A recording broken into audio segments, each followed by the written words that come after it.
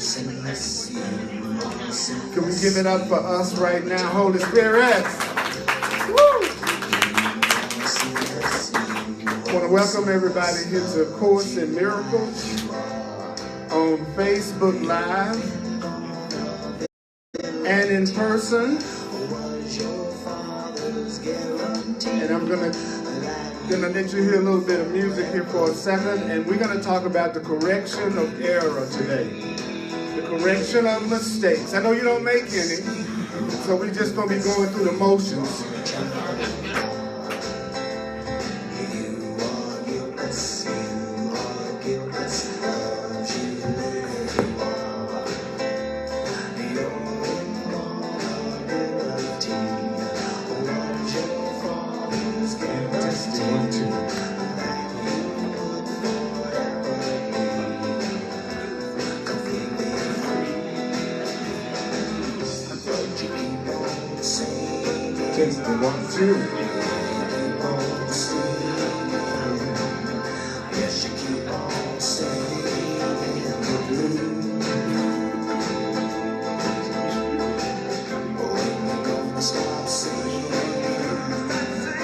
When you're gonna stop singing,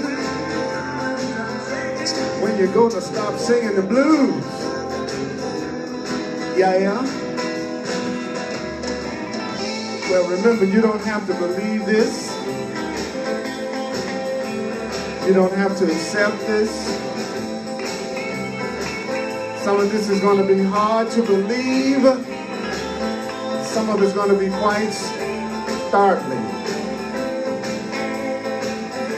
You're not asked to judge the ideas at all.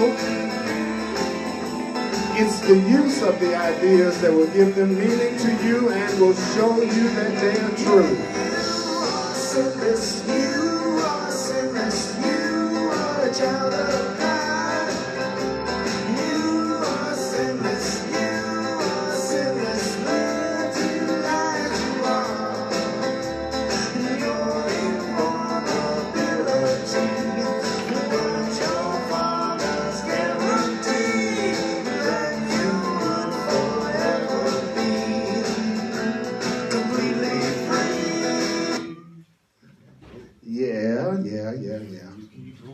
Yeah. Completely free. Completely free. There's an angel sitting over here in the other room. Her wings fluttering and stuff. All right. Welcome everybody on Facebook Live. Welcome everybody that's here in person. Welcome surprise guests.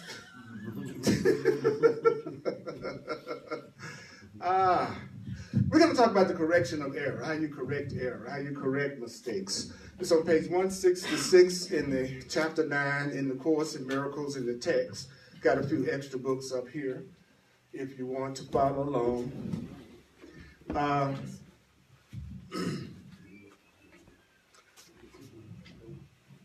How do you correct error? Now, one thing that's really cool about the Course in Miracles is that it's guaranteed to say stuff that's opposite and different to the way we normally think. That's why it works. That's why it tends to work, because it's very different from the way we normally think.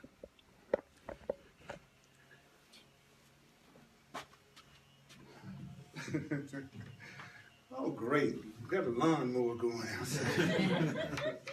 It's wonderful. Yeah, please. Please. Wonderful. Just great.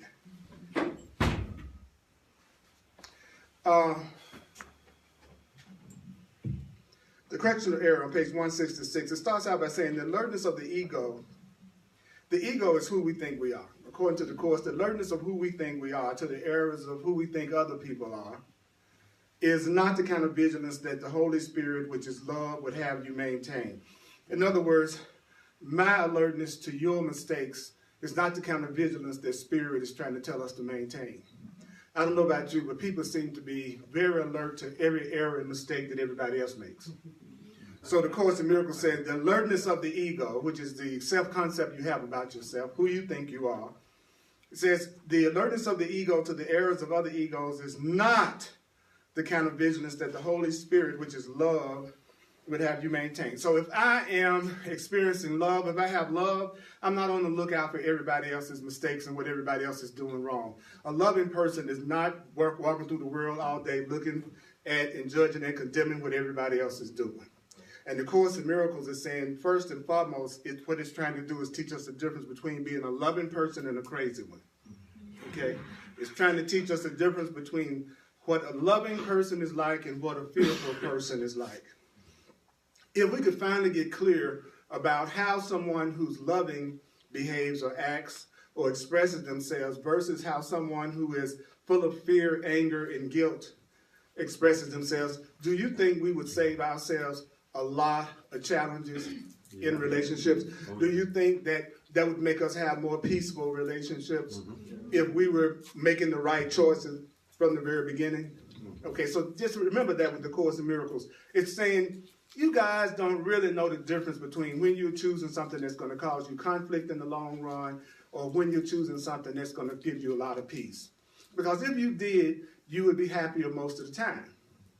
So what it's doing in this section is telling us how a spiritual being, a being who has an awareness of their connection to Source and who's loving, would approach things. Not necessarily saying that's how we approach things. Okay? It's saying this is how a loving mind approaches things. That's a very important thing to be aware of. All right? So you may or may not be doing any of this, and it's okay. But what we're doing in the Course in Miracles is I want to say what the Course in Miracles is saying. And that's why we're in the Course in Miracles class. Not necessarily what you might believe. It may not be what you agree with. It might not be the way you see things. I'm sharing with you what the Course says. All right? Everybody with me? Yeah. Okay. So it says the alertness of the ego to the errors of other egos is not the kind of vigilance love would have you maintain. Egos are critical in terms of the kind of sense egos stand for. So I'm critical of you according to my belief system. According to what I think is right, what I believe, that's how I'm critical of everybody else. So the ego, which is a fear-based person, and a fear-based person is a person who thinks they're separate from everyone according to the Course. So a fear-based person is pretty much most of the people we see on the street, okay, who thinks they're separate from each other. All right, who projects everything that's going on onto everybody else. It's everybody else's fault. When everybody else changes, then the world will be fine. Okay, so the Course in Miracles is saying that to a regular person, we're going to be critical in terms of the kind of sense we stand for. And it says the ego, the regular person, the separated person, understands this kind of sense. I understand my kind of sense and the kind of sense I stand for because it's sensible to me.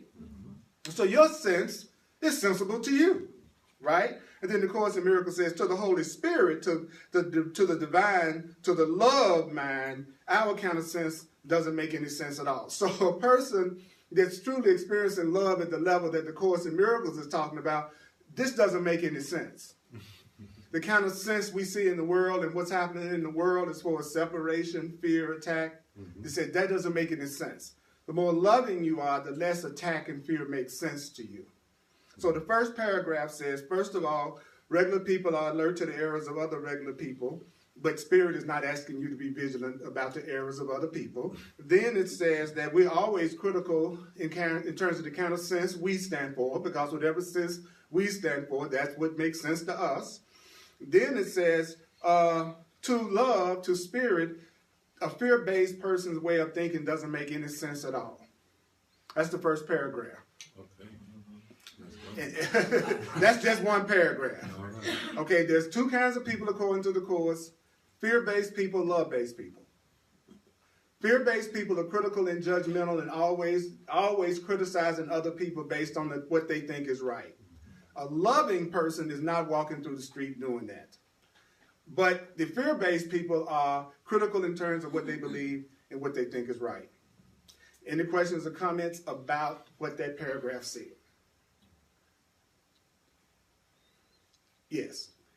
So from what I've been trying to understand, the criticism I'm really actually seeing is really I'm just seeing myself. The criticism that you're seeing is the criticism you're seeing. But Yeah. it's my criticism. You're the one that's myself. you're the one that's defining what you are judging based on what you value and what makes sense to you. Right. Okay? If I'm a Ku Klux Klansman and I see an interracial couple, I'm going to be very judgmental of that because that makes sense to me based on my kind of sense. So that's what it's trying to get us to see. Whenever you're judging, you're just judging according to your value system. It doesn't necessarily mean it's right, but you're just judging according to your value system. But to love, it doesn't make any sense at all. To love, attack, and fear, and guilt, and condemnation doesn't make any sense. It doesn't make any sense to a loving mind why someone would walk into a high school and shoot 10 people. To a hateful mind, that would make sense. You follow me? Okay, so remember that the truth isn't complicated. We make it complicated. And that's what makes the Course in Miracles a trip, is because it's so profoundly simple that it sometimes kind of freaks people out. Because they're looking for everything to be more complicated than that. Because complexity keeps you from going ahead and practicing and doing it. If it's complex, then I got an excuse not to practice it. If it's simple, I don't have any excuse not to practice it. So people love to make stuff complex when they're not ready to do nothing about it. The world is full of, it's such a complex situation in the world with all the hunger in the world. Feed them. What? Feed them. They said it would take $100 billion really earmarked to eradicate hunger in the world. We'll use that. The guy that owns Amazon is worth $100 billion. So my point is, it's not complicated. If we loved each other, it wouldn't be complicated. If we loved each other, we'd make sure every sick person could get medical care. Right. If we loved each other, there wouldn't be anyone homeless unless they chose to. I met a guy yesterday. I was on a little road trip. I met a guy yesterday. He doesn't call himself a homeless person. He calls himself living a nomadic life. See, right back to perception again. He didn't want to be in the system, you know. And so he said, no, I'm just leading a nomadic experience. But for those who really wanted it, then it could be available to them. You see what I mean? I'm going to cut this. I'm getting a hum. I'm going to cut this off and I'll just talk louder. I'm good at that.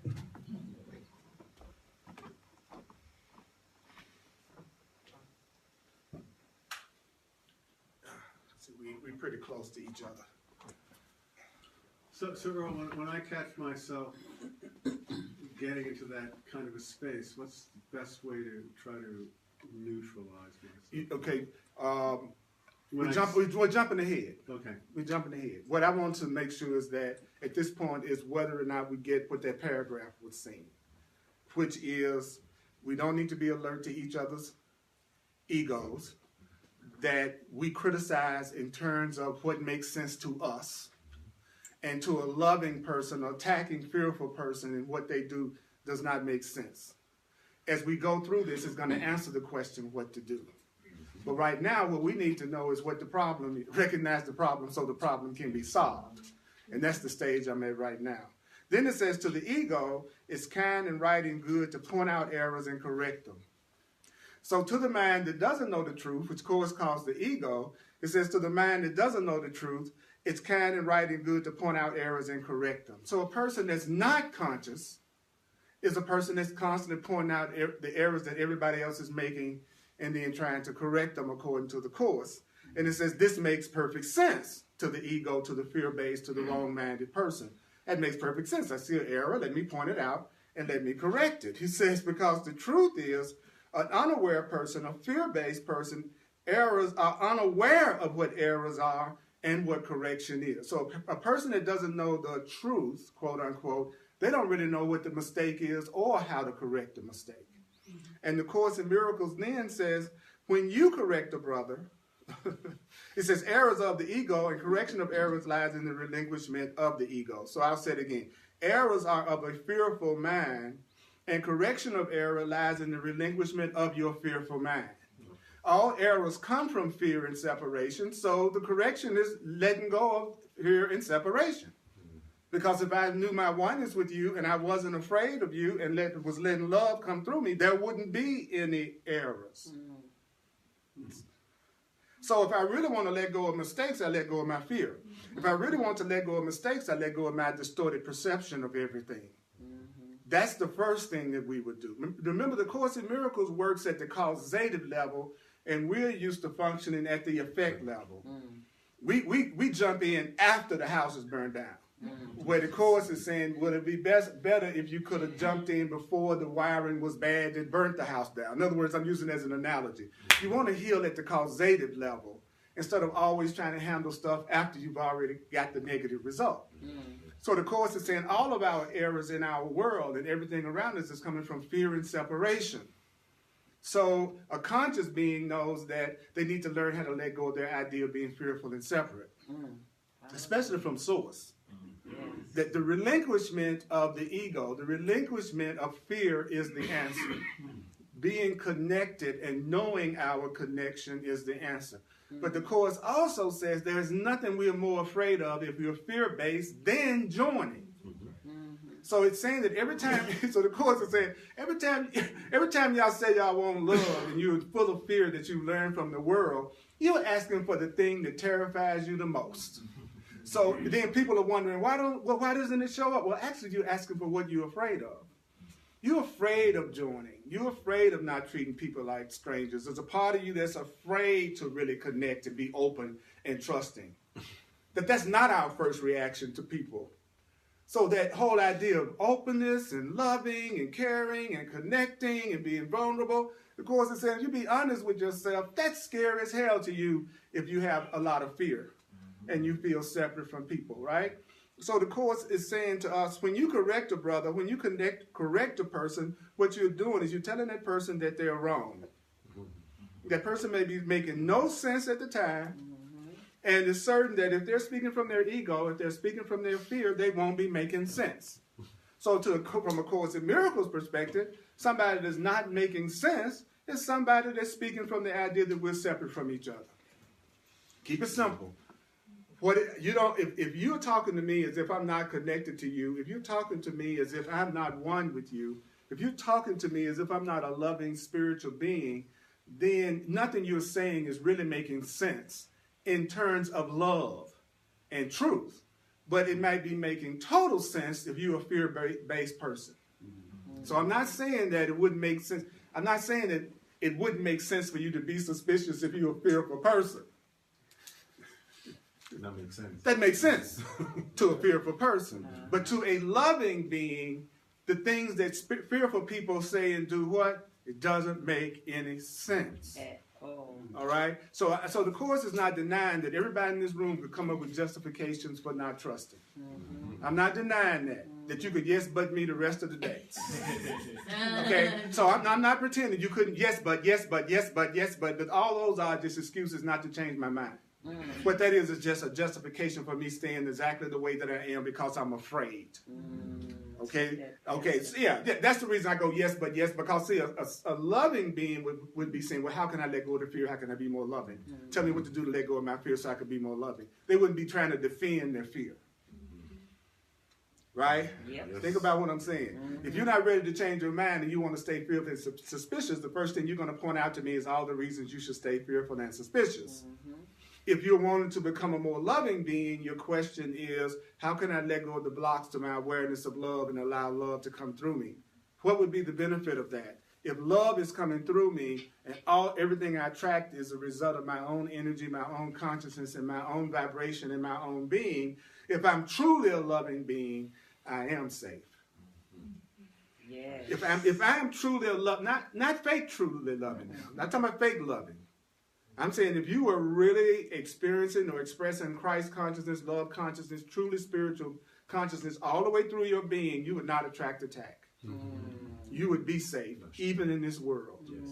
But then people say, well, yes, but, well, maybe you haven't hung around anybody that's 100% loving yet. So you can point out a lot of reasons why, again, that's not true. But you can't use your past experience if you're trying to do something truly different because your past experience is based on the way you used to believe. Does that make sense? Yes. So if you really want to change, you can't use your experience to prove to me that what I'm saying is wrong, because your experience is based on what a fear-based mind does, and I've already said based on that you're right. Right. If you're a fear-based person and you feel like you need to be suspicious of everybody because they might hurt you, you're right. Because if you're a fear-based person, that's what you're going to draw to you anyway. So you need to go home and lock your door. You need to go home and lock your door. You need to call AT&T. You know the ADT? You need to get all AT&T, ADT, all of them. I'll call all of them. Okay? Fearful people, I understand. You know, like most truth students, they got their affirmations and their 45s. You know what I'm saying? At the same time. I love God and I'm packing.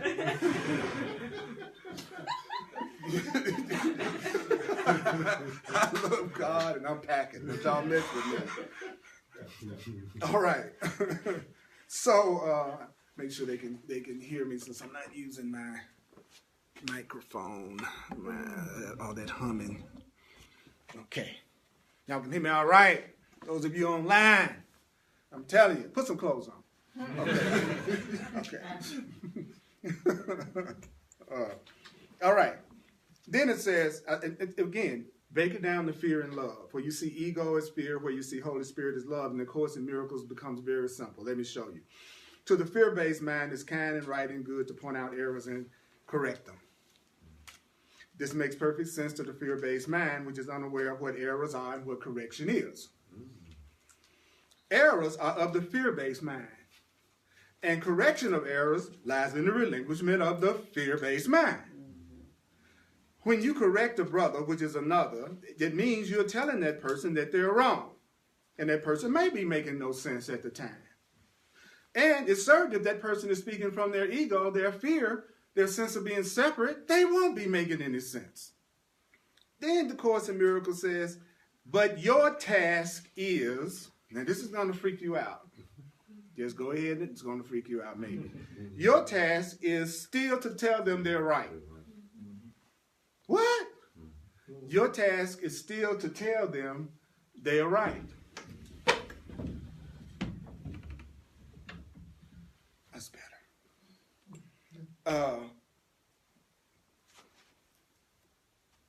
It's called a dramatic pause. Let's take it all in.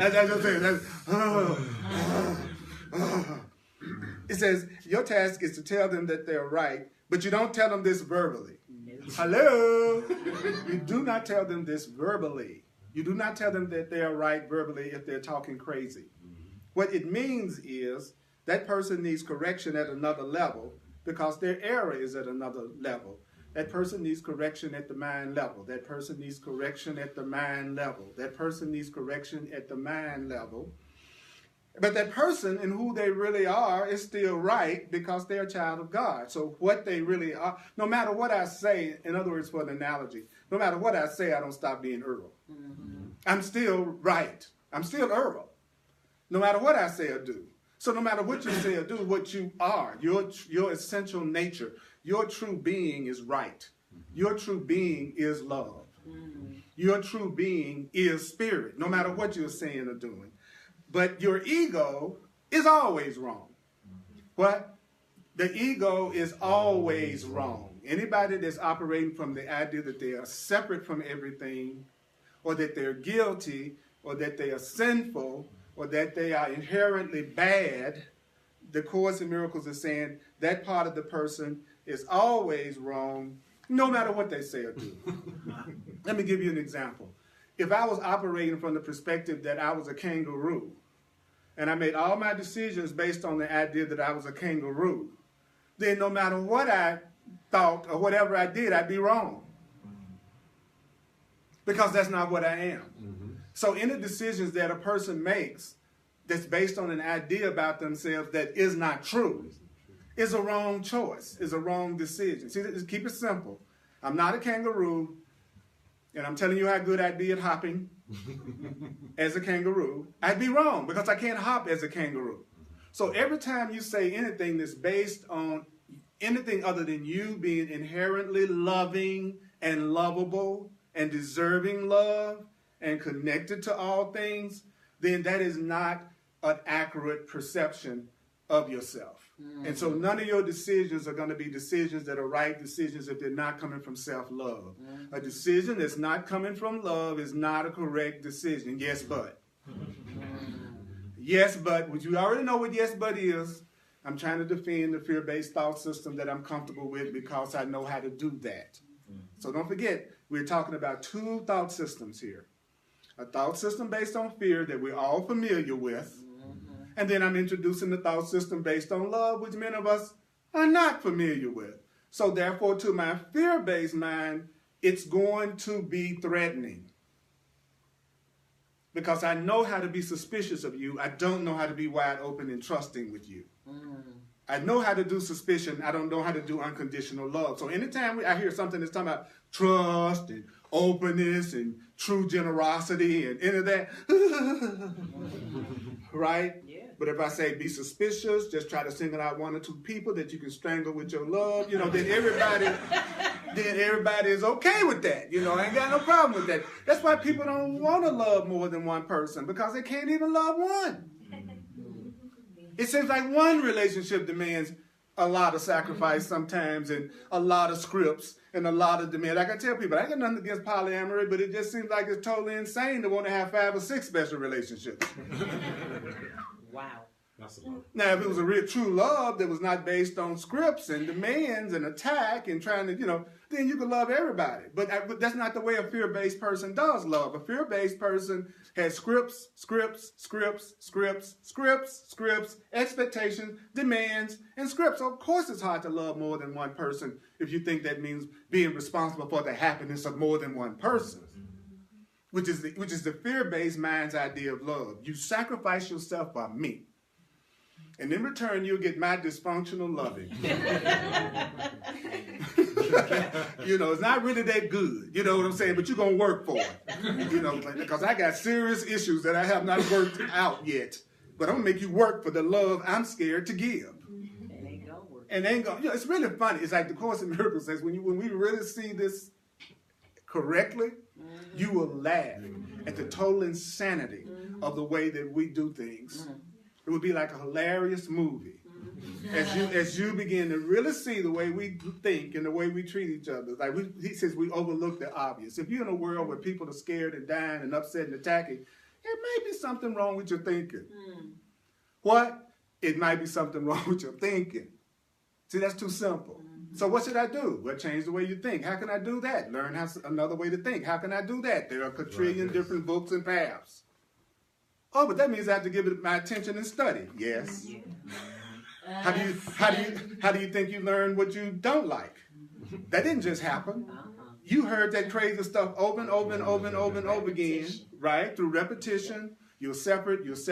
I came here, and the first thing I was taught as a child was that I was a sinner. That the Son of God died because of me. Even though it happened 2,000 years before I was born. Which didn't make sense to me. But I was told not to question. I don't know about you, but that's what I was told. You don't question anything like that, right? So I believe that because I was taught to believe it. And if I'm taught to believe something, he says, then you see it that way. The Course in Miracles says perception is learning. The way you see things is the way you learn to see them. And that's what your world is. He says your world is nothing but a bunch of names and concepts. And that's what makes us think we're separate. I'm Earl, there's Carla, there's a camera, there's a carpet. He says we take the one, we name it different things, and then pretend that it's separate because we got separate names for it. And this is all God expressing himself, herself in a variety of ways to give itself, herself, a variety of experiences. So you are God manifesting as you. I'm God manifesting as me. This is the carpet, God manifesting as the carpet. It's all one, whatever it is. But we are pretending like it's not to have the experience of what would it be like if I was separate. I wonder, I see, it's hell. Let me out of here. So it's like, because that's what it is. When you truly think you're separate, you're in hell. Because you don't feel connected and you don't feel joined. Now, if we knew we were joined and was pretending we were separate, we could have a good time. Because we're still going to be loving to each other, even though we're expressing ourselves in a variety of ways, then you wouldn't condemn me for expressing different from you. You would be happy to be around someone that expressed different from you, because that would be variety. That would be a new experience of God in a new way. Everybody wants to be themselves, but they criticize other people for being themselves. That's what's so insane about this dream. You want to be yourself, but the minute I don't dress like you, act like you, think like you, don't have your values, then your ego condemns me. Wait a minute now. You want to be accepted for your individuality, so why should I conform to your ideas? And fear-based mind, that's what a fear-based mind is going to do. It's going to look for the mistakes that I'm making based on its value system. And then condemn you for it. Even though my value system isn't even bringing me joy. Isn't that a trip? I'm not a happy person, but I'm criticizing everybody because they don't think like me. Thank God nobody thinks like me. That's why that's called hope for the world. That's the code name. This is hope for the world. Okay? So your ego, which is a fear-based person, is always wrong no matter what they say or do. That's paragraph 2. Okay? Quick repeat.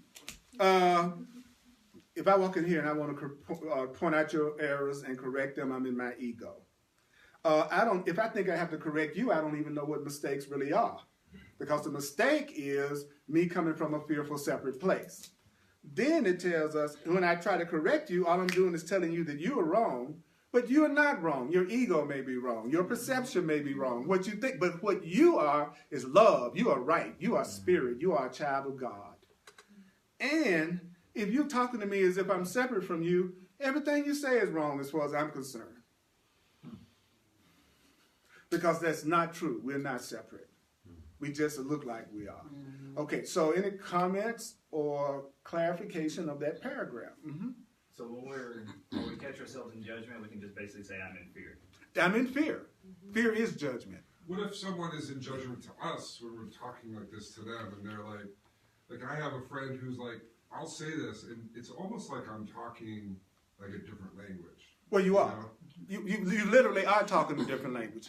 But you answer people, according to this, you answer people in terms of what you want to hear, not in terms of what you want them to hear, because they're never hearing anything you're saying. They're only hearing their interpretation of what you're saying. So there really is no such thing as me talking to a person and them hearing me anyway. That's an error.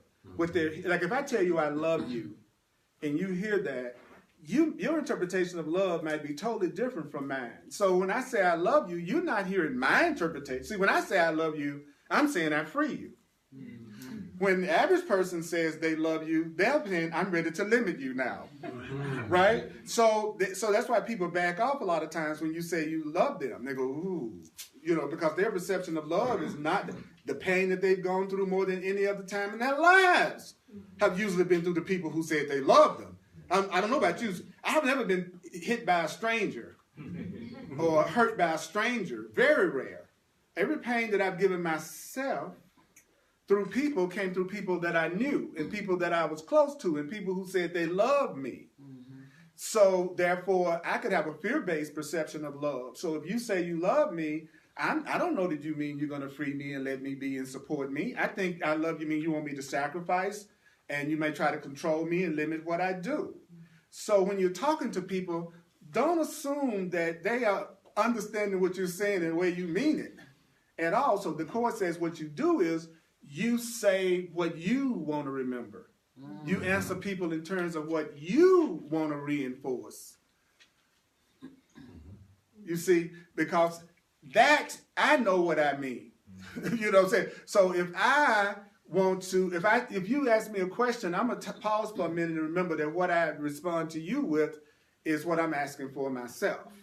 So I'm going to respond in terms of what I'd like to receive. And it's going to happen, and one day it's going to happen that if a person is not agreeing with you, first of all, you won't care about the way that they respond or whether they get it or not. That'll be the first thing. And then you'll get quieter and quieter, and you pretty much won't even bother. And you'll become much more open to whose spirit is sending you, who really does want to hear what you're saying the way that you're saying it. Because it would only be my ego that needed that to correct that person or get them to see it a certain way anyway. So I do have a need to share knowledge, or I wouldn't be teaching this class, right? But I didn't go out there and grab nobody off the sidewalk and bring them in here and said, each one of you are going to have to hear what I got to say, right? I trusted that the universe would send the people today who wanted to hear what was coming through me. And then I have to let go of all my concern about whether any of you would use anything that I say. He says, that's the other thing. He says, if I don't do that, it's not a gift. So if I'm going to give you this and I'm concerned about whether or not you use it, it's not a gift, it's imprisoning. But if I say what I got to say to you and I give up all of my concern about whether or not you receive it, then it's truly a gift. You got married, I bought you a toaster. You woke up the next morning, I was in your kitchen, waiting to see if you're going to use the toaster that I bought you. Now that toaster is now imprisoning. That wasn't a gift then. If you're trying to be there to make sure I use the toaster you bought me. So every time you share something with somebody and you're concerned about whether or not they get it, whether or not they use it, that's no longer a gift. It's a gift if you're not concerned about it after you give it. Okay? So thanks for sharing that, brother. But yeah, what happened though, the spirit, because you have a desire to share a loving thought system or another way, spirit knows exactly who would go, wow, I'm so glad that you just got through sharing. But if you want to say it regardless of that person's reaction, now it's a gift to him. Okay. You see what I'm saying? But if you're upset afterwards, it wasn't a gift. So can you truly share your thoughts without being caught up on whether or not the person receives it with joy? So in that case, it's better not to share it. That's what I'm finding, is that I've had more things healed in my life and more relationships healed in my life and more joy show up in my life now that I've stopped trying to correct people than I ever had happen when I was trying to correct people. I'm telling you, our minds are joined. When you start to think differently, your reality will change whether you say anything to anybody or not. If you are really changing your mind. Absolutely. I was just going to say, I really like the part in here that says that you do not tell him this verbally. And so it's like we get to change on this energetic level. And then so we get to be the difference we want to see on a more energetic level. So it's like I'm speaking to you with and through love, no matter what I'm saying, rather than, hey, I want to be right, because that's me being as fearful as you are. That's right, because my ego thinks it's kind and right and good to point out your error and to correct you. That's right. That's right. Why don't I love the next paragraph or so. It's going to talk about what you do to correct. And it's going to be probably not what you want to hear. But I'm going to go ahead and I'm going to do it anyway, okay? That's right. Okay, but I'm doing it. I'm just a messenger. You'll see. I didn't write the message, I didn't write this just like having the postman come to your house and deliver this letter and then stand there till you open it. And try to make sure is it okay? Did you get good news today? I'm just a messenger. I didn't write the letter, but you get mad at me because I delivered it. You know what I'm saying? It's like the guy comes to the door to deliver a package and you smack him in the face because you didn't like the package got delivered. That's me. I didn't write this. I didn't write it, but that works. I'll tell you that. Then you have the test I'm having. Can you handle so much love without reaching your own upper limit? Because your reality totally shifts from you're in conflict with everybody, so you get in the class, and then it gets less and less and less and less to the point you're not in conflict with anybody at all. Period. Even total strangers are being loving all the time, no matter where you go. But yet you still have temptation to feel bad or to still judge or to still be upset. Wow, you trying to tell me that my upset was in my own thinking all the time? It actually had nothing to do with anybody outside of myself? That's exactly right.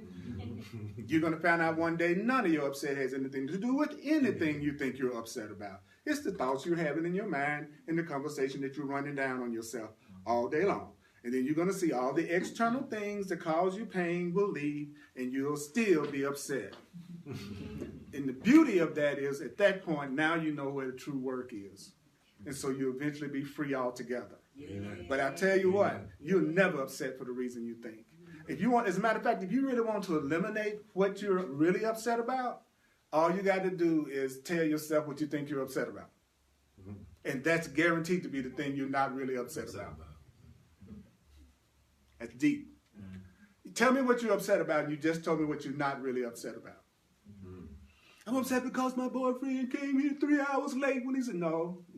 What you're upset about is what you're telling yourself about your boyfriend getting here 3 hours late. What did you make it mean about What you? did you make it mean about you? You could have just either said, thank God my boyfriend was 3 hours late because somehow or another that was to my benefit according to the good of the universe. So now I'm not upset, but he's still late. What's the difference to what I told myself about it? I'm always upset about what I'm telling myself about it. Suppose the people who made their transition in some kind of a tragic way were souls who had fulfilled their function on earth in this dimension. And now there's time for them to go to another level of consciousness and growth in their spiritual growth. And so their soul chose out of it in a very dramatic way. Maybe to leave a message to tell us maybe we want to check out how we handle guns and what we do with guns. See, it's another way of looking at everything. Yes. That's my point, is that there's another way to look at everything. Thank God. And there's always a way to look at it that could make you feel more peace about it. Yes, Lord. That's what the Course is trying to tell us. I don't care what it is. Give me any tragedy you can think of. There's another way it could be looked at that you could see it with more peace. All right? So the Course says, if you point out the errors of your brother's ego, what does that mean? If you point out the errors of another person's fearful mind, you must be seeing through yours. Now, that's important. If I'm looking at your ego, I can only see your ego through my ego. I can only see your error through my error. I can only see your fear through my fear. I can only see your anger through my anger. The Course is saying there's nothing you can see that's not a part of your own mind. So anything you say about anybody else, if you want to have the correct perception of it, saying that's also true of my mind. That's also true. And then you corrected it. You're the most selfish person in the world, and I have selfish thoughts too. You know what I'm saying? Oh, man, you don't know how to treat people. There's a part of me that don't know how to treat people either. See, that's now you got the correct perception of what you just saw because you didn't separate yourself from it. And then they'll cut down on your criticism because you know you don't want to be talking about yourself, so you'll stop. Right? Because people like to think they got this stuff all together. So if you tell me the selfishness I see in you is in my mind, then I'm going to stop seeing the selfishness in you because I don't want to think I'm selfish. See, that's using our own ego to our advantage. Right. What do you mean? I'm not anything like a murderer. Oh, you've never had attack thoughts. Well, yes, I've had attack. Well, that's what a murderer does. That's an attack thought. Of course you have had attack thoughts. Maybe you didn't do it in exactly that form. Maybe you weren't angry about the boyfriend getting late, but you were angry because the bus was. So you are capable of anger. So you're truly not any different either. But you're also just as capable of love. So if you see loving people and beautiful people and cool people and cute people and peaceful people, you can safely go, my mind's pretty chilled out. Yes. See, I just see really loving people in my life. So at some level, I know I must have really loving thoughts. When there was a time, I just saw things to criticize and judge, which meant that's the way I was being about myself. So the Course says we try to be special by seeing ourselves as innocent and beautiful and everybody else is the one with the problem, then we get a chance to be special because I'm superior to all of you. And he says that's why fear-based people try to feel better. Fear-based people try to feel better by bringing everybody else down. He calls it equalizing. I don't love myself. I feel weak. So I'm going to judge and attack you because I need to equalize the situation and see you just as bad as I'm seeing myself. That's why people who don't love themselves have a hard time being around people who love them. And so then they try to go, I can't trust you. You acting nice, but you're really not as nice as you acting. That's just an act you're putting on. See, I need to equalize the situation. So then the Course says, if you point out the errors of another person's ego, which means if you point out the errors of another person's fear-based mind, you must be seeing through your fear-based mind because the love in you, the Holy Spirit, doesn't perceive their errors. What? This must be true. What? Love doesn't see the errors of a fearful mind? Why? Because there's no communication between a love-based mind and a fear-based mind.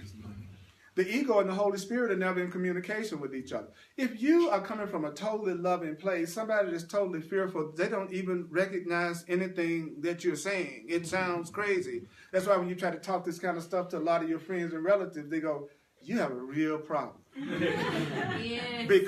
Because their perception doesn't validate anything you're saying. So if I say I'm in a world full of loving people, they don't believe that because they're not. So when I say you can trust people, they go, no, you can't. But yes, you can in my world. The people in my world are loving and trustworthy. So no, I'm not. That's not Pollyanna. That's my life.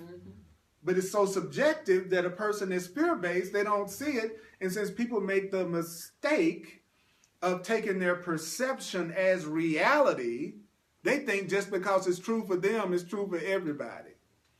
Just because my perception that people are not nice seems to be validated by me always never meeting nice people, right? Then I think it's crazy to think all people are kind.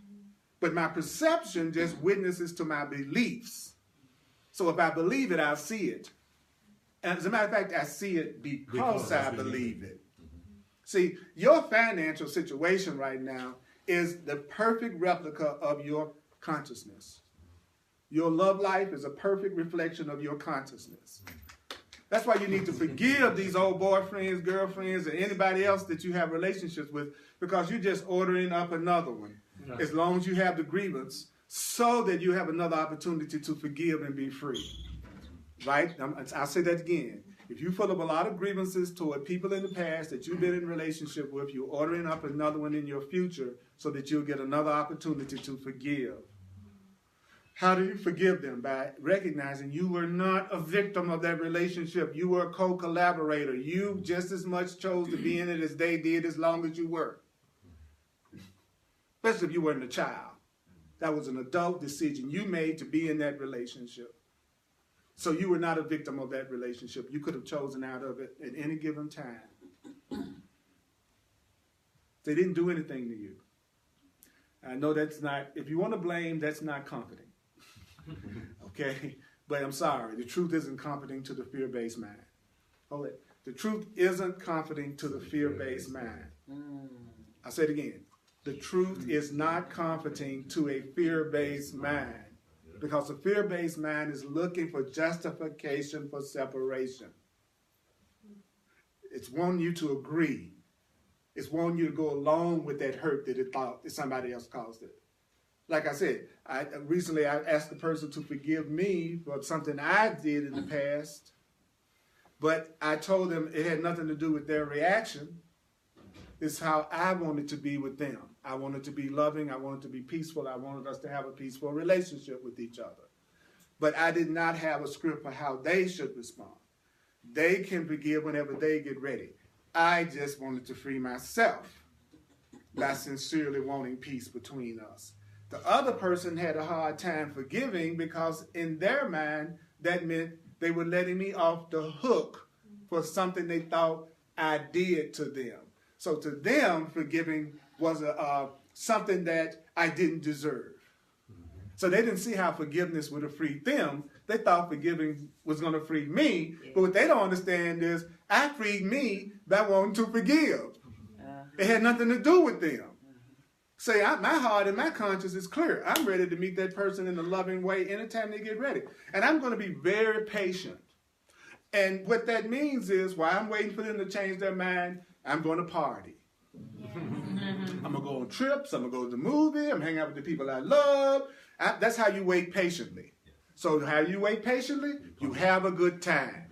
So whenever they get ready to let themselves off the hook, you're right there ready to meet them. And then go, if you want, you see me correctly now? You want to let you off the hook too? Hey, then we can hang out or not hang out. My point is, when you forgive sincerely, it frees you. Because now I'm not harboring that resentment.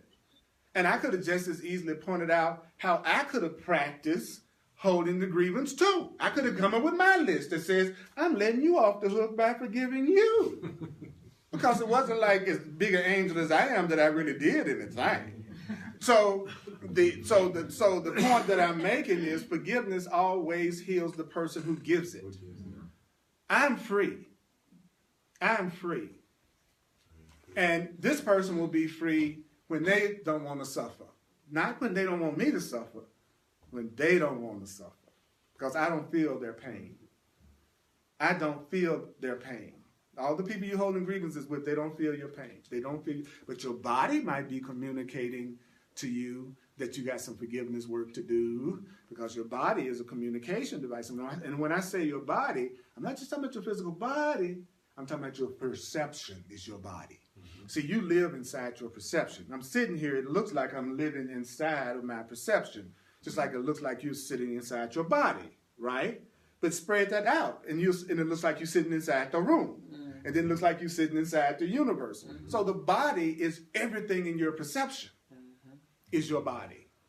So that means that if you're holding that grievance, you may see that as a financial problem, a job problem, a car problem, a health problem. So I'm not just talking about the physical body when I talk about your body is communicating to you.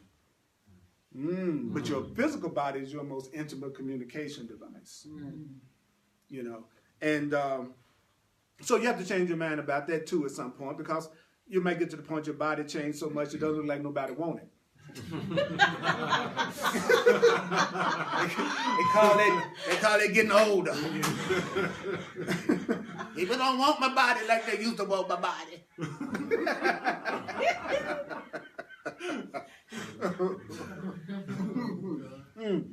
So enjoy it while they want it.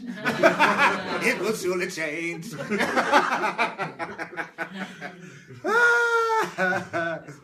So the Course says the ego makes no sense. So the fear-based mind makes no sense. And the Holy Spirit, which is the love part of your mind, don't forget the ego and the Holy Spirit are both within you.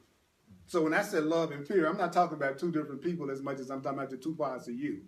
There's a part of you that's totally loving. You don't have to make it loving. You don't have to teach it how to be loving. There's a part of you that is just flat cool.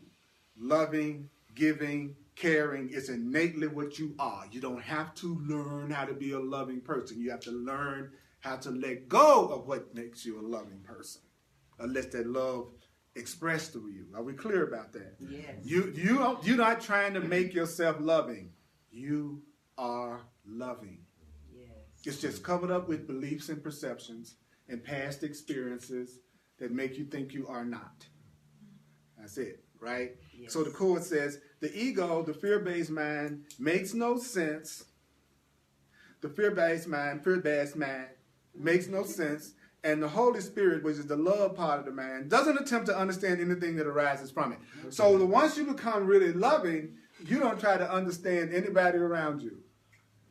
A loving person never tries to understand fearful people. A loving person never tries to understand fearful people. Why? Because if you can understand it, you can accept it. If you can accept it, you'll start loving it and making it okay. So I don't try to understand crazy people. Well, by crazy, I mean people who are thinking in a way that's separate. Right? So a loving man doesn't try to understand killing, hurting, maiming. I don't want to understand it. I don't want to hear a justification why that's okay. So the Course then says, since the love in you doesn't understand anything that arises from the fear, then the loving part of you, the Holy Spirit, does not judge it. Okay, let me get this straight. You're saying I'm not going to attempt to understand anybody else's ego, and since I don't understand it, I'm not going to try to judge it. Why should I judge it? Because I know nothing that you make means anything, so I don't have to judge it. What? I know that what you're saying out of fear and anger doesn't mean anything, so I don't have to judge it because I already know what it is. Nothing. See, you're only trying to judge something so you can evaluate whether or not to give it any power, whether or not to do it, whether or not to pay attention to it. So if you've already made the decision that anything that's coming from fear and attack and separation truly isn't valuable, then you don't try to understand it and you don't judge it because you know what it is. You don't have to judge if I'm Earl Purdy if you really know I'm Earl Purdy. You're only trying to judge it if you're not sure what it is. So if you know what it is, you don't judge. Knowledge and judgment don't go together. There's no need to judge what I know. So I know that what comes from fear and anger and grievance and upset and projection and blame. I know what comes from a human mind that thinks it's separate from everybody else. I know that nothing that person says really and truly reflect the truth. So nothing that they're saying really means anything. So would I tell them that? No. I just need to know it. Then I can just listen to them talk, wish them well, and move on. Because I'll tell you why. Because all of us are equally blessed by higher power.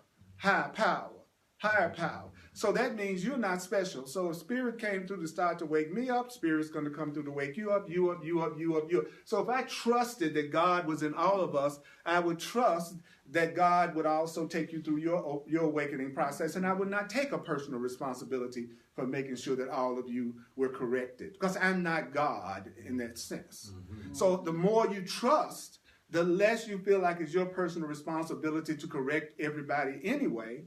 And if you were to want to be helpful to others, you'd ask higher power what you should do.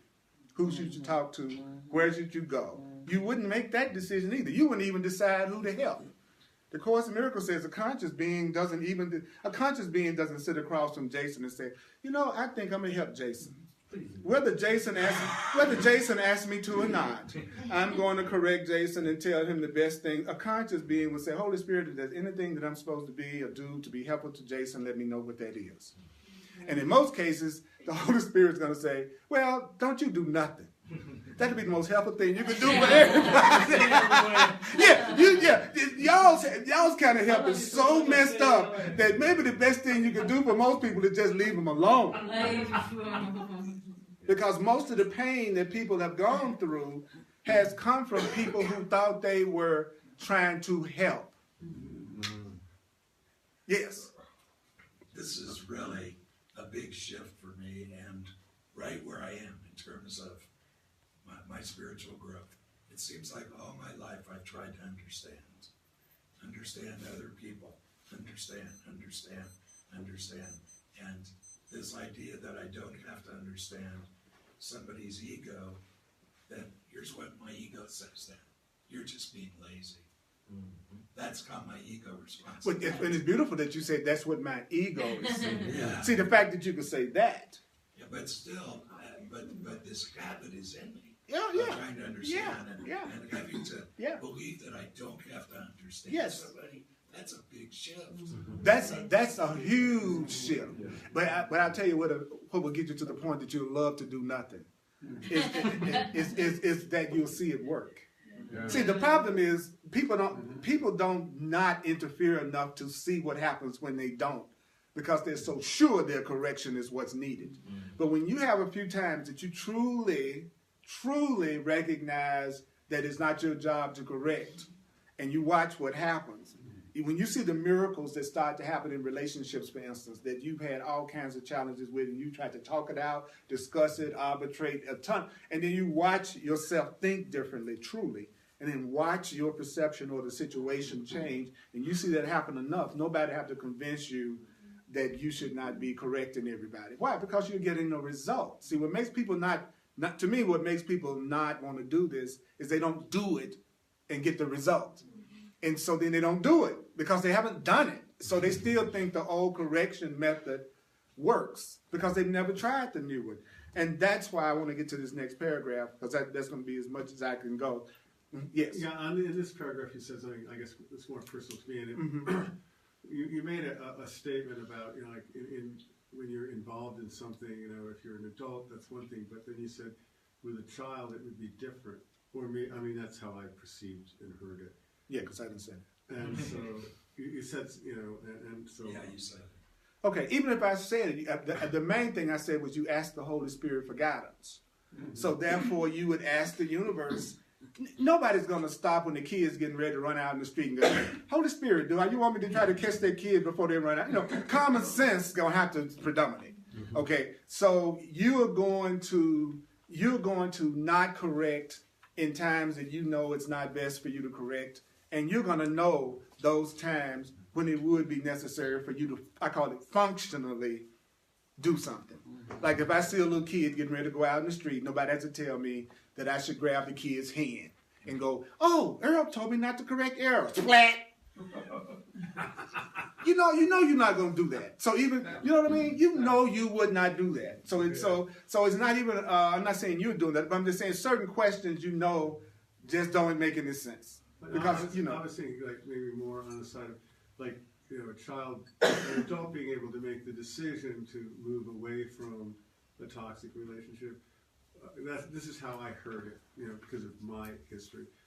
as opposed to a child maybe in an abusive relationship not being able to make that decision. That's what I was hearing, and so I'm just... You're still leaving God out.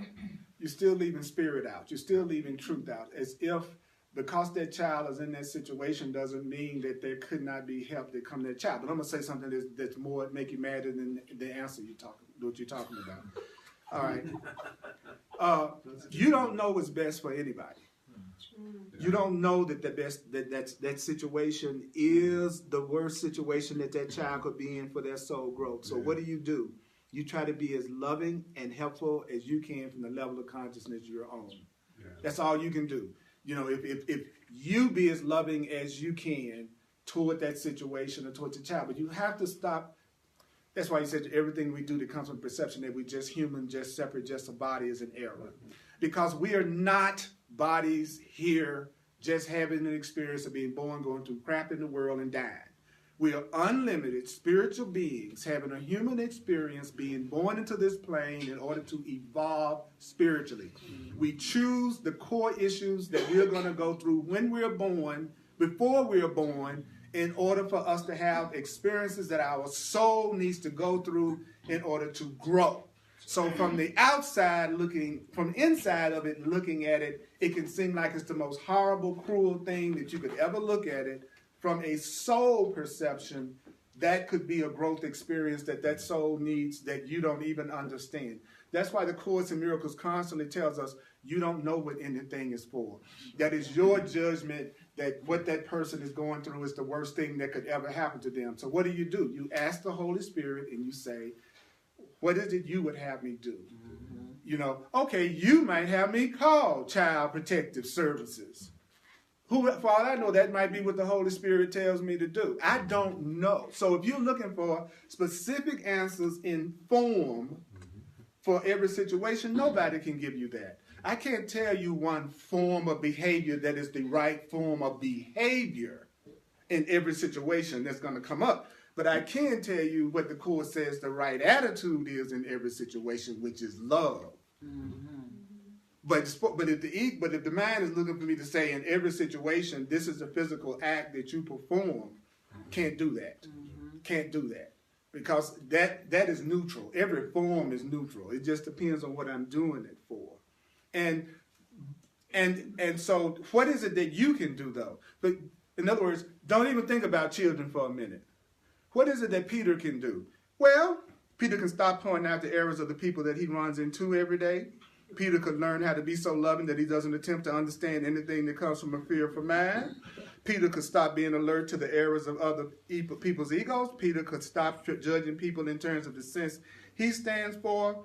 Peter could start to relinquish his own fear. Peter could tell people that they're right in his heart and mind without telling them they're right when they're crazy. See, Peter won't ask any more questions. Well, I'm just telling you that anytime you bring up anything or anybody else outside of yourself, it can be a way of not practicing what you're hearing. Mm-hmm. Because you are an adult. So you could practice this for yourself. You see, but when I go, what can I do about this situation over here? Well, that's a way, it can be a way to keep me from applying it to myself. So I mean to start thinking about outside situations that I don't have a direct control over. Does that make sense to everybody? Yeah. That wasn't actually my question. My question was, I am working on applying that. And my question, I guess I just didn't understand when it was like, except for a child, where you said except for a child, in decision making, it was where the child is, not where I am now looking. And I told you about that, but I did answer that. I said the child is not a child. You don't really know what's best for the child. You would be as loving as you could be, and you would ask guidance about what to do with the child. That was my answer. Yeah. You would come from as loving a place as you could possibly come. But anytime you go straight to whatever it is that you can't directly control, I'm saying that is an ego trick. You see what I'm saying? Mm-hmm. What you don't have any control over necessarily is what's happening in somebody else's house with somebody else's child, a child you don't have any direct responsibility or control over. What you do have control over is the way you see things, the way you express things, the way you apply the truth in your life, and the way you apply the truth to others. That is directly under your control. And that's what the Course is trying to get us to see, that your only responsibility is to accept the truth for yourself. Hallelujah. And apply it to yourself, which, by the way, is the last place that people want to apply it. Okay? It's the very last way that people want to apply it. And I want to get to this next paragraph because it's the answer, and I want it to happen before the battery goes dead, which it probably will. Okay. The Course in Miracles jumps down and says, in paragraph 5, it says, I'm going to jump over 4 and go to 5 because I want to make sure we hear this. But the first sentence in paragraph 4 says, when you react at all to somebody else's errors, you're not listening to the Holy Spirit because love has merely disregarded them. And if you attend to them, you are unhearing the Holy Spirit. And thank you, Holy Spirit, for telling me that. God. Took it off. Okay. Had my battery pack on it, so okay, now I know what to leave it on there. Thank you. Okay. This is chapter 9, the correction of error on page 166, section 3. If you want to save yourself a ton of pain, but at the same time it's going to piss your ego off, read this. Okay? Because what it's doing is it's taking the pressure off of you to do things you can't control anyway. And there's nothing that the fear-based mind likes more than focusing in on problems it cannot solve. Okay? Seek and not find. You seek and not find. So it says, when a brother behaves insanely, you can heal him only by perceiving the sanity in him. If you perceive your brother's errors and accept your brother's errors, you are accepting yours. Mm-hmm. If you want to give yours over to the Holy Spirit, if you want to give your mistakes over to God, if you want to give your errors over to a higher power, if you want to give your problems over to Spirit, which is what most people in spiritual classes say they are doing, they're trying to learn how to give it to the universe, give it to a higher power, then he says that's what you must do with everybody else's. What? Unless this becomes the one way in which you handle all errors, you can't understand how all errors are undone. How is this different from telling you that what you teach, you learn? The other person is as right as you are. And if you think they're wrong, you are condemning yourself. So let's make it simple because that's what I like to do. I am asking God to handle everything in my life. I'm asking God to be in charge of every part of my life. I'm asking love to be in charge of everything that's happening in my life. If I have an issue, I'm trying to give it to Spirit to handle. That's what most people who say they're on the spiritual path are trying to do. You talk to them and they all say, I'm trying to give it to the universe. I want Spirit to handle it. I want God to handle it. I want Jesus, whatever your name is for higher power. But then they'll turn right around and think they're responsible for solving everybody else's problem. Mm-hmm. Now, wait a minute now. I want to give my stuff to God. Why don't I give yours? Why don't I, I'm saying God handle Earl's stuff. Well, why don't I say God handle Ashley's stuff? He says, unless you handle all errors that way, you don't know how to solve problems. So guess what? We don't know how to solve problems. Because that's the last thing the average person does. First of all, most people are just giving lip service to the whole idea of believing in the higher power. It's just something they were taught to say. You talk to say you believe in God. You talk to say God is true, real. But the Course in Miracles says, but that's obvious you don't believe it because you're afraid. You're worried about this and you're worried about that and you're concerned about this and you're concerned about relationships and this is going to work out. He says, so you're saying that you believe in God, but you actually don't believe in God at all. So that's why when someone tells you to give it to God, it's the same as saying do nothing about it. And then people get upset. What do you mean give it to God? Well, wait a minute, then what I'm going to do? Ask. But then that's presupposing there's something for you to ask and that something could answer you. So all of a sudden, what happens is that people come to realize their faith is lacking. And then all of a sudden you get to the real issue. Oh, the real issue is I need to get rid of every block that's keeping me from knowing I have a source, I have a creator, I can tap into that creator, and that creator is real. Yes. That's my problem, is that I think I'm separate from my creator. That's my only problem. How do I know I feel like I'm separate from my creator? I'm scared about everything. I'm worried about everything. I'm suspicious about everything. I don't know how to relax. I'm always thinking about what needs to be different for me to be happy. Oh, you don't believe that you have a loving creator that's in charge of your life and with you. You're afraid. So everything comes out of that fear. So what do? Well, you start out by saying, I'm going to give every one of you to God. I'm going to give every one of your problems to God. I'm going to see God handling everything that you're going through. And if there is something for me to do, I'm going to trust that the Holy Spirit, God, will let me know what it is. How do I know if it's coming from God? The Course tells you. Well, if the guidance is coming from God, you may not even know when you're helping people. Or it's going to be something that you're able to do and you want to do. Because if I ask the person to do it, who's able to do it and want to do it, it'll be done. So if I ask somebody who has no desire to do it and can't do it, that's slowing down the whole process.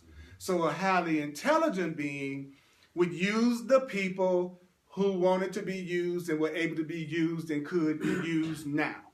If my house is on fire, I want the fire department to come that's right there around the corner that can do it right now. I'm not going to ask for the fire department in California. So no smart creator is going to be wanting people to do things that they don't want to do. No more than you would be trying to get people to do things that they don't want to do. So what does the ego fearful mind do? It makes you fall in love with the person you can never have. It makes you want the job that's not available. It makes you make that's the part of you that always denies you everything that you think you want. That's the ego. That's the fear-based part of you. The loving part of you, the Course says, has one rule: seek and you will find. Yay. So love is not about unfulfilled desires.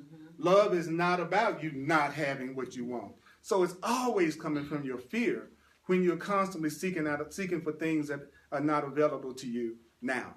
He says anything that's real, you can have it now. Anything that's not real, it takes time to have. It takes time to have things that aren't real. It takes no time to have things that are real. That's a big one. That's a big one. And most people, when you talk to them, what do they want? What's not available? What are they always seeking? What they do not have. And then who is always frustrated? The people who are always seeking and always wanting what they do not have.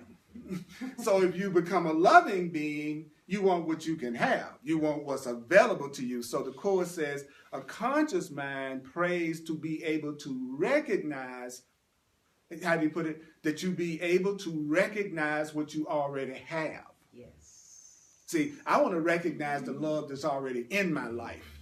The kindness that's already there, the opportunities that's already there, the prosperity that's already there, the friendship. Why? Because if it's already there, I can have it instantly. But if it's not there, I can't have it instantly. See, does that make sense? Yes. Yeah, and then, so we're not crazy. We just learned insane things. That's what the Course says. Y'all not crazy. Y'all just learned some crazy stuff. And he says, well, how do you know it's crazy? Because it's not making none of y'all happy on any kind of regular, permanent basis. That's how you should know. You're not happy other than fleeting moments. You know, you get the present you thought you wanted, and then 5 minutes later, you're already looking for something else. You say, well, that wasn't real. You know, if it's real, it's satisfying. If it's not real, it's temporarily satisfying. But if it's real, it increases in value. It increases in appreciation. Somebody that loves you, they don't start out appreciating you, and then 6 months later, they can't stand you coming through the door. If anything, it's the other way around. If the longer they're with you, the more they appreciate you. The longer they know you, the more beautiful you look. Love increases and expands. Fear diminishes and contracts.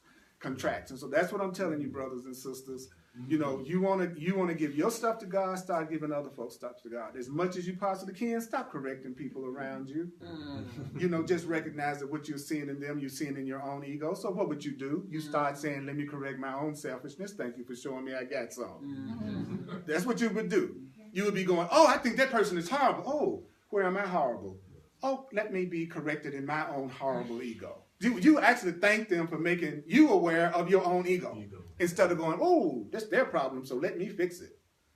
You know, you'll be going, oh, that's my problem. Let me fix it with God. How do I fix it? I give it up to Spirit. What is Spirit going to do? Spirit's going to turn around and tell me exactly what I need to do if I learn how to listen, to let it go. But if you're an atheist, by atheist I mean you think you're alone, and you think you're on your own, and it's just up to your inventiveness and ingeniousness to make your life work, good luck. You're going to be struggling your butt off. Because you're saying to the universe, I want to do it by myself. And then everybody goes, okay. And then it looks like you're struggling and saying, I'm not supported. Well, you said you want to do it by yourself. You said you're the one that's in charge of the whole process. Well, you are. And then the man goes, oh, I wish somebody would help me. You want to do it by yourself. The universe says yes. Now you're by yourself doing it. Say, I can't do anything alone. I don't want to do anything alone. I'm open to support on every level and guidance on every level. I don't know. Try that and see what starts to happen in your life, because you deserve to be happy. So could we acknowledge ourselves?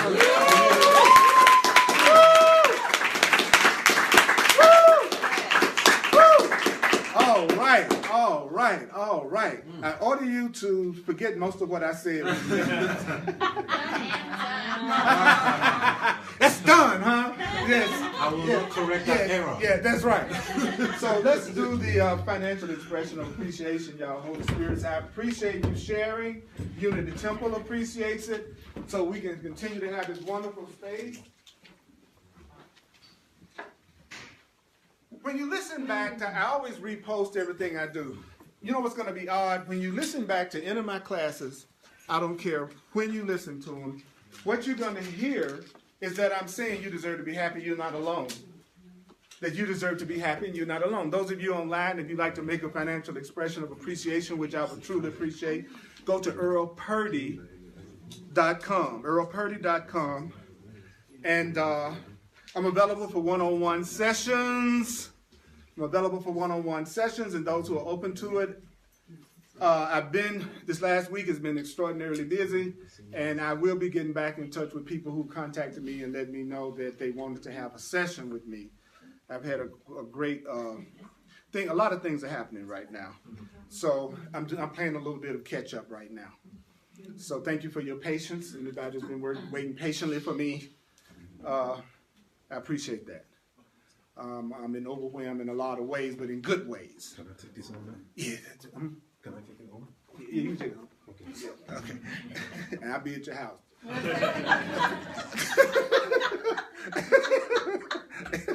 So yeah, you can take it home. I'll be there when you get out. I can get it when you get there. All that I give is give it to myself. That's right. Give me your credit card. All right.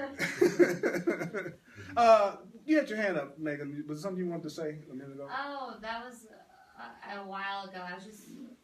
One of the takeaways I got is that I have to tell my own inner child those things too. Kind of what Peter brought up for me when he was speaking is that, that there does seem to be a dynamic of less powerfulness as children. Yes. But when I actually believe that I don't perceive my own best interests, and I know that God has placed the conditions, the people, and the circumstances in my life for my own personal growth, I get to heal my child. That's right. My inner child. That's right. And that's where a lot of work is for me to apply different meaning and give love to that child and say, you were exactly where you needed to be then, so you can be exactly where you need to be now, and that's faith in God for me. Thank you. And that is so true. It's like, again, the one person that you have control over and the illusion of control over is you. It's you. So again, like you said, me working with my inner child, doable. Me trying to make sure I can handle your child, not so doable. So again, I'm going to be as loving as I can be to whoever is in my periphery and in my life, and always ask for guidance. And that's what I was saying. Like sometimes people, well, you practicing the course, should I go get a lawyer when somebody, and I said, ask. His spirit might say, go and get Anderson Schaefer or whatever be on TV every day, whatever the name, the strong arm. You might need to call the strong arm. That man must pay $1 million a week in commercial bills. Everywhere I turn on to be the strong arm. Anyway. But my point is, ask. Because every time you ask, you're increasing your connection and your belief in a higher power. He says what we do is make up our mind and then ask God. He said that's the way we do everything. We decide what we want, and then God's job is to give it to us. Which is the same as a kid deciding that's 3 years old, deciding he wants to play with a sharp knife, and then asking God to provide it with the knife. And that's what we do. We think we know what's best for us. Even though we've been shown over and over and over and over and over that we don't. But we still do it. It's like, I'll come up with the next thing I think is going to make me happy. Now, I've been doing it my whole life, and nothing's consistently made me happy. But now I'm going to do it, and this one is going to be the one. This is going to be the one. And the Course in Miracles is saying, no, your happiness comes from you. Your happiness comes from you. Your peace comes from you. Your joy comes from you. Yeah, you can have fun with anything, the house, the car, the friends, the trips, but your joy is going to come from you. It's not going to come from that thing. It's going to be the joy you bring to that situation. So I'm not saying you can't get a big, pretty house somewhere, but if you got a miserable state of mind, you're going to be miserable in that big, pretty house. And people don't get that. Oh, the car's going to do it. No, if you still hate yourself, then you're not going to enjoy the car. You're probably not going to be able to pay for it, and you're going to have a wreck. You know, because you don't believe you deserve to have a nice car. So there's nothing more important than getting to the point that you recognize that you can slow down that whole thing of, I'm going to point out everybody's mistakes, and then I'm going to correct everybody's mistakes around me. As I become loving, I'm going to give everything to love, to God, and then I'm going to ask if there's anything for me to do. The Course says you go, what do you want me to do? Then you ask, where do you want me to go? Then you ask, what do you want me to say? Then you ask, and who do you want me to say it to? He says, that's what you start doing when you wake up. You don't make decisions by yourself anymore. So how can you tell when you're in your ego? You're the one that's making decisions and choices without asking your higher self. And so you know that. You know that because you're trying to increase your awareness of that connection. And then you'll get to the point that is such a part of you that you don't. Because it's just the way you look at it, and that's just the way you are. But in the meantime, we have to practice. So I'm on your side. The fear part of you may not like many things that it heard me say. But I'm not talking to the fear part of you. I'm here to talk to the loving part of you. I have no interest. Like he said, the loving man doesn't even care about what the fearful man is even believing or thinking. So it's not even about me caring about what my fear is trying to tell me or yours. It's really about what would love do? Like people say, what would Jesus do? You would go, what would love do in this situation so that you can attract it to you because you're not alone. All right? Y'all cool? Yeah. Y'all cool? Okay, okay. Hugs are available, but if you don't want to hug me, that's okay. All right, let's give it up, Holy Spirit. Yes. Amen. Woo. Those of you online that were communicating with each other, even though we didn't have a narrator today, I want you to know how much I appreciate you being here and checking us out. You're a blessing in my life. Tuesday, the Way of Mastery, 7 o'clock Mountain Time. Peter, I don't mind you asking anything. If I can answer honestly, you can ask honestly. You know, so don't let the man tell you I don't want you to ask me anything. That's not true. That's not true. Who wasn't saying that? Yeah. Well, I said, if it ever does, okay. I just want you to know that. I just want you to know that. After 30-something years, I'm pretty hip to a lot of times how things can be seen when you're doing this. You know, but that's where the Course says, if someone is saying something that you find yourself, I'm not saying that was true for you, but you find yourself becoming offended or becoming contracted or fearful, what should you do? You ask yourself, who is it that's saying this, and would this person want to hurt me? And then that will help you know how to react. Like if you were saying something to me, I know Carla only wants my best. So if she was telling me something and I found myself starting to get upset, I have to go, well, consider the source. Carla wouldn't say something to hurt me. So therefore I need to just listen and ask for another way to look at it. Don't pay attention to the form. What was the purpose? Who was this that's sharing with you? And so I would never share something with you to attack you. So keep that in mind. Who's saying this to me? And then answer that question. On the same token, one of the greatest quotes I ever got from you was when you're walking down a path and there's a bear, you don't talk and process with the bear, you turn and run. You go the other way. You go the other way, Yeah, right? yeah. I have found there's some people there that I try to be loving, and the more loving I get, the more fearful I get, and I'm playing that same game. It's in the Course. He says, recognize misery and go the other way. There you go. Yeah, and that's too simple, see. Recognize this is making me miserable. I like to say, I'm making myself miserable about this, because I always want to empower myself. So I always go, I'm making myself mad. I'm making myself angry. I'm making myself happy. Just start saying, I'm making myself in front of any feeling, and you'll start to empower yourself, right? And so I don't have to deal with it. I don't have to process it. Was there a process in law? that says you got to process something with somebody. No. You can go, I've had enough. I'm going in another direction. Thank you. But people act like they can't do that. Like if somehow or another you do that, you're running away from your problem. It's like, no. Actually, it's perfectly okay for you to choose not to deal with something if you don't want to deal with it, and you deal with it when you want to deal with it, if at all. That's part of freedom. That's part of love. All right? See, it's too easy. It's letting you off the hook. I'm sorry. I'm going to do that every time you come. All right. I love y'all. Love you, bro. Yeah. Awesome. Woo. Woo.